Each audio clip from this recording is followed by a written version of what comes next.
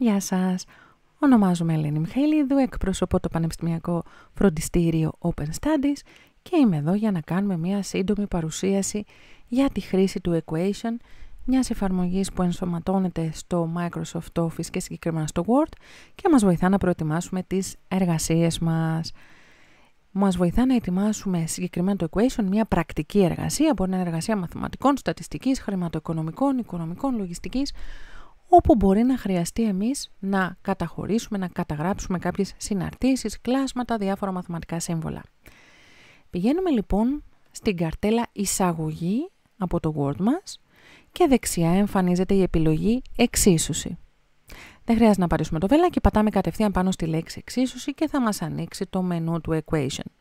Όπως βλέπετε εμφανίστηκε και εδώ στο χαρτί μας σε εισαγωγικά αυτή η φρασούλα που λέει πληκτρολογήστε την εξίσωση εδώ. Εμείς θα ξεκινήσουμε επιλέγοντας αυτά που χρειαζόμαστε ανάλογα με το τι έχουμε να πληκτρολογήσουμε και θα αρχίσει να εμφανίζεται και εδώ αυτό που θέλουμε.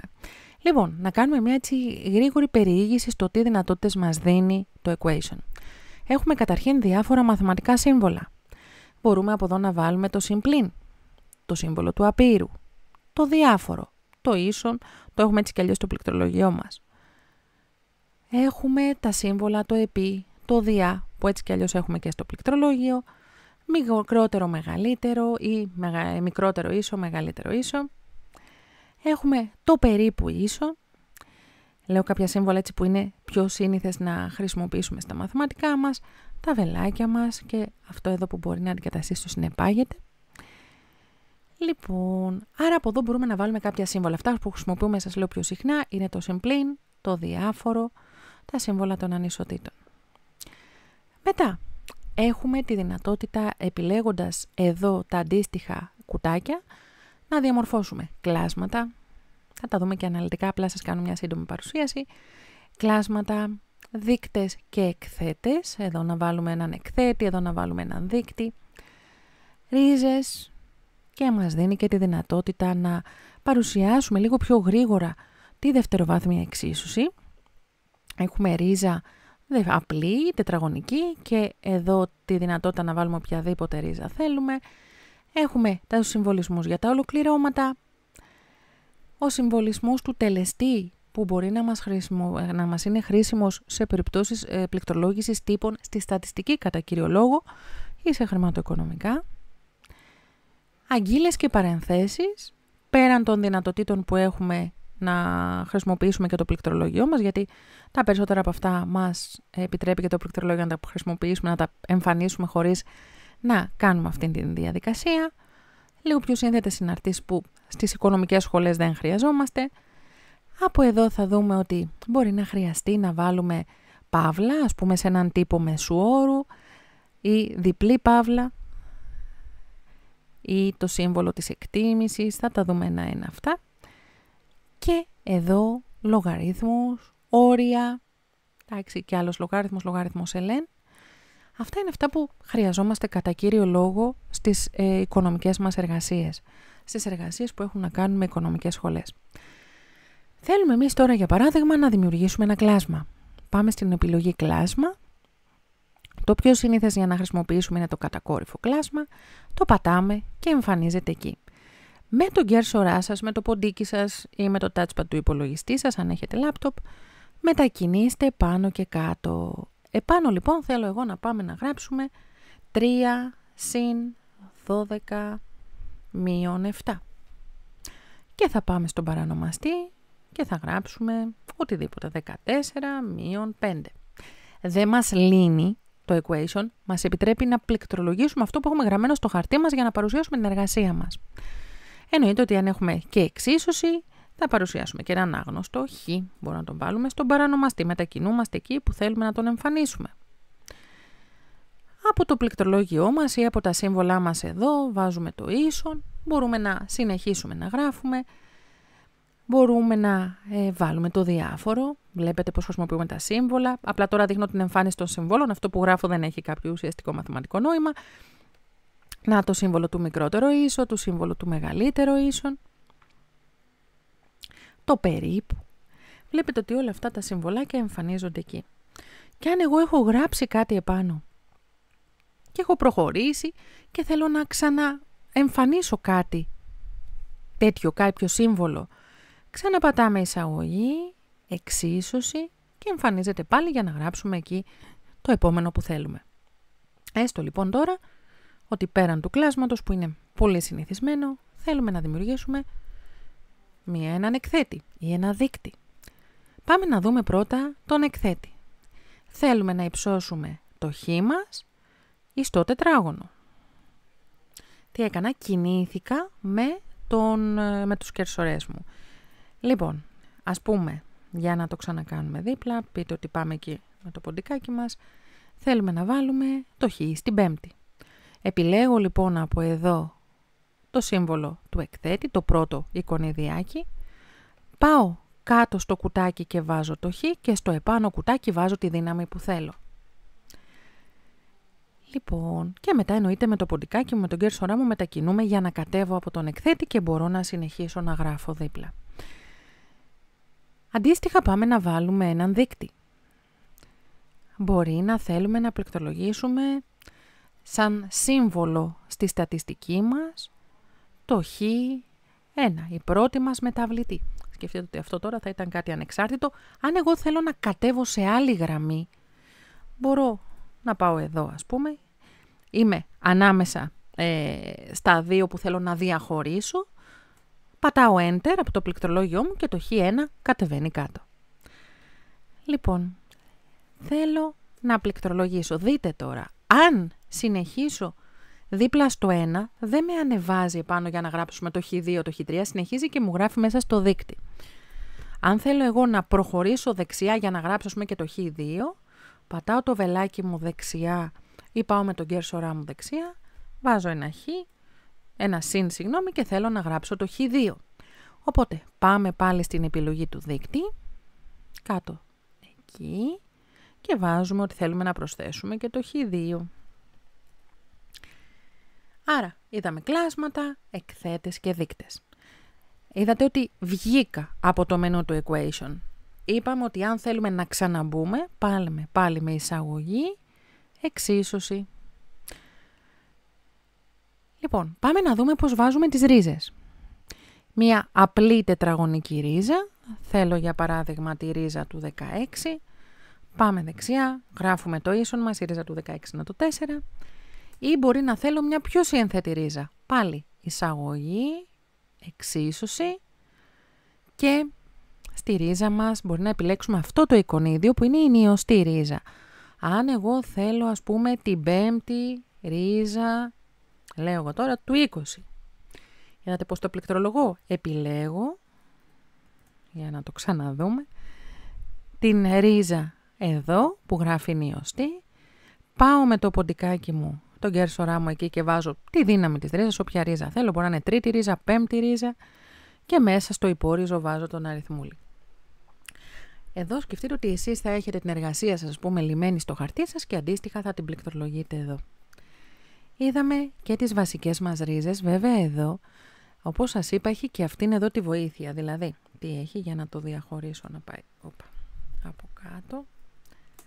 Πείτε ότι εμείς θέλουμε να λύσουμε μια δευτεροβάθμια εξίσωση. Η δευτεροβάθμια είναι αυτή που λέει 3 χ τετράγωνο και 5 χ και 10, για παράδειγμα, η δευτεροβάθμια ή τριώνυμο, όπως τη λέγαμε στο σχολείο. Εδώ με βοηθά να βρω τις λύσεις της. Είναι η έτοιμη γραφή, δηλαδή σας λέει βάλει εδώ το β, ποιο β έχουμε εμείς στη συνάρτησή μας, μπορεί να είναι το νούμερο 5, πάμε και σβήνουμε και αλλάζουμε αυτά που έχει σαν A, B, C. Εντάξει, αυτό όταν χρειαστεί να λύσουμε μια δευτεροβάθμια εξίσωση. Αν είμαστε σε λίγο πιο προχωρημένα μαθηματικά και χρειάζεται να δουλέψουμε με ολοκληρώματα. Εισαγωγή, εξίσωση και πάμε στα ολοκληρώματα. Στα οικονομικά μας, στα οικονομικά μαθηματικά και γενικότερα στις πιο οικονομικές επιστήμες δουλεύουμε απλό ολοκλήρωμα ή ορισμένο. Αυτό είναι το αόριστο που βλέπετε ότι δεν έχει κουτάκια επάνω και κάτω στο μπαστούνάκι του. Αυτό λοιπόν θα είναι ένα αόριστο ολοκλήρωμα. Έχουμε το ολοκλήρωμα του 3χ ας πούμε, ντεχ για να γίνω πιο σωστή, όσοι ξέρετε ολοκληρώματα θα καταλάβετε. Ή ας προχωρήσω λίγο πιο δεξιά, να δείξουμε και το ορισμένο ολοκλήρωμα. Το ορισμένο ολοκλήρωμα είτε βάλουμε αυτό είτε βάλουμε αυτό, ουσιαστικά είναι το ίδιο. Απλά βλέπετε ότι εδώ τα νουμεράκια τα έχει πιο ψηλά, τα άκρα του, ας πούμε ότι επιλέγουμε αυτό. Μπορεί να είναι ένα ορισμένο ολοκρώμα που λέει από 0 έως 4, του 3 χ. Έτσι λοιπόν πληκτρολογούμε και το ολοκλήρωμα. Τελεστές. Τον τελεστή εδώ με το άθροισμα μπορούμε να το χρειαστούμε μόνο σε στατιστική. Συνήθως μάλλον σε στατιστική, για να είμαι ειλικρινής. Έστω ότι θέλουμε και αυτό λοιπόν να το δείξουμε. Κατεβαίνουμε λίγο πιο κάτω να φύγουμε από τα ολοκληρώματα. Εισαγωγή, εξίσωση. Πάμε στους τελεστές. Κάποιοι τύποι μας στη στατιστική ή στην επιχειρησιακή έρευνα, έτσι που συναντάμε, μπορεί να μου λέει ότι ξεκινάς από το i ίσον 1 και φτάνεις μέχρι το νι για το χ ή στην τρίτη. Πάμε να βάλουμε ένα χ στην τρίτη. Πάμε να βάλουμε λοιπόν έναν εκθέτη, να κάνουμε λίγο συνδυαστικά τα πράγματα. Άρα είδαμε ότι με αυτόν τον τρόπο βάζουμε και τον τελεστή. Σε αυτά που έχω ήδη γράψει, αν πάω με το ποντικάκι μου, βλέπετε ότι μόλις πατήσω επάνω, ενεργοποιείται το πλαίσιο και μου ανοίγει επάνω και το μενού. Άρα μπορεί να θέλω να διορθώσω κάτι. Μπορεί να δείτε εδώ τώρα, ας πούμε, έχω φύγει τελείως, δεν έχω ενεργοποιημένο κάποιο από τα εικονιδιάκια μου, από αυτά που έχω συμπληρώσει, αυτά που έχω γράψει. Επομένως κλείνει το μενού. Όταν πάω εδώ όμως και θέλω, ας πούμε, το συν αυτό να το κάνω πλην, μόλις πατήσω μέσα, ενεργοποιείται εδώ η καρτέλα εξίσωση ή ανοίγει κιόλας το μενού εξίσωση. Θέλω λοιπόν να πάω εκεί και το συν να το κάνω πλην. Έστω τώρα ότι φύγαμε πάλι, κατεβαίνουμε λίγο πιο κάτω για να δημιουργήσουμε κάτι καινούριο. Εισαγωγή, εξίσωση. Θέλω να δούμε λίγο κάποιες αγγείλες, κάποιες παρενθέσεις. Έχει την παρένθεση, απλά να ξέρετε ότι ανοίγει η παρένθεση και γράφουμε μέσα. Δεν είναι ανοίγω την παρένθεση, γράφω και κλείνω την παρένθεση. Αυτή τη δυνατότητα την έχουμε από το πληκτρολογιό μας, από τα αντίστοιχα πλήκτρα. Μπορεί να χρειαστούμε λοιπόν μια παρένθεση. Μπορεί να χρειαστούμε την αγγείλη. Μπορεί να χρειαστούμε τα άγκιστρα. Αυτά είναι κατά βάση. Και την απόλυτη τιμή. Η απόλυτη τιμή είναι αυτό που λέει κατακόρυφες γραμμές. Μπορεί να θέλουμε να βάλουμε την απόλυτη τιμή ενός αριθμού, που σημαίνει ότι είναι ο αριθμός μας χωρίς το πρόσημό του. Από εδώ χρησιμοποιούμε λοιπόν τις παρενθεσούλες και όλα τα υπόλοιπα.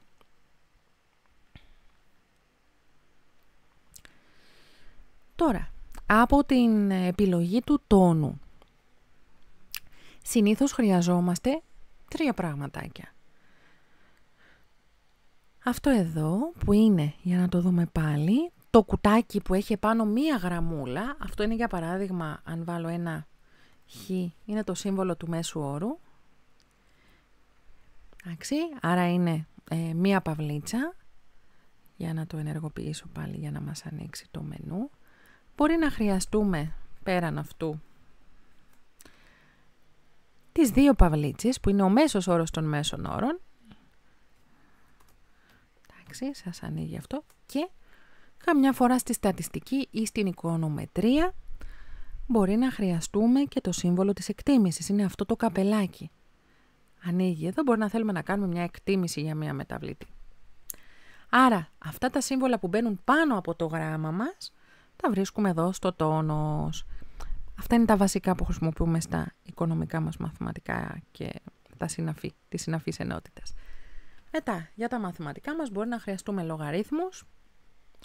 Οπότε πάμε πάλι εισαγωγή, εξίσωση, λογάριθμος και ln. Αυτά τα 2 ανάλογα τι λογάριθμο έχω. Αν έχω αυτόν τον λογάριθμο, μπορώ να γράψω εδώ νουμεράκι και εκεί μια συνάρτηση, ας πούμε. Πάω δεξιά με τα βελάκια μου, να δείξουμε πώς βάζουμε και το ln. Το ln του χ.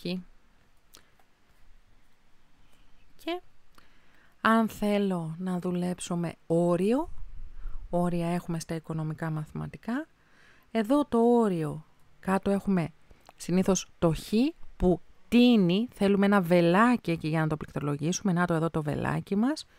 Το χ που τίνει στο 3 για μία συνάρτηση. Έστω ότι η συνάρτησή μας θέλουμε να είναι, για να το δούμε λίγο συνδυαστικά, ανοίγουμε από εδώ, να βάλουμε το χ τετράγωνο.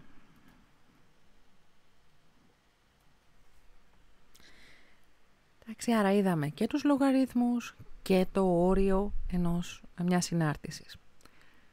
Αυτά είναι αυτά που χρειαζόμαστε για τα οικονομικά μας μαθηματικά και τις συναφείς ενότητες, δηλαδή σας είπα πάλι, μπορεί να χρειαστείτε αυτή τη λειτουργία είτε σε μαθήματα χρηματοοικονομικών, μαθηματικών, στατιστικής, οικονομικών, λογιστικής και είναι πάρα πολύ βοηθητικά. Ξέρω ότι θέλουν το χρόνο τους για να μπορέσετε να τα συνηθίσετε, δηλαδή μια εργασία που θα την έχουμε πληκτρολογημένη, μάλλον θα την έχουμε γραμμένη στο χέρι, θα χρειαστεί αρκετό χρόνο για να μπορέσουμε να την πληκτρολογήσουμε, τουλάχιστον μέχρι να εξοικειωθούμε.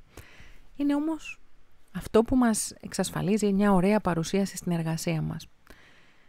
Αυτά λοιπόν, άρα υπενθυμίζω όταν ανοίξετε το Word σας την επιλογή εισαγωγή, στην καρτέλα εισαγωγή, η εξίσωση. Εάν χρειαστείτε κάτι, όπως βλέπετε υπάρχει επάνω το email μου, eleni@openstudies.gr. Είμαι στη διάθεσή σας για απορίες που μπορεί να προκύψουν. Ευχαριστώ.